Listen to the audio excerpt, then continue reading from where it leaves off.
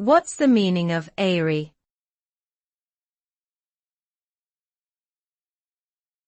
Airy.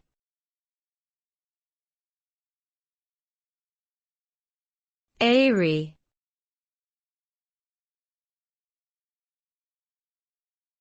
Airy.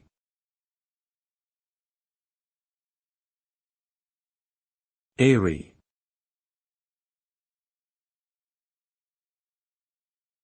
The suffix airy is used to form adjectives or nouns, and it usually means related to or connected with.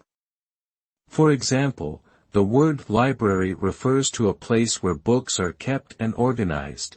Revolutionary describes something that is associated with a revolution or radical change.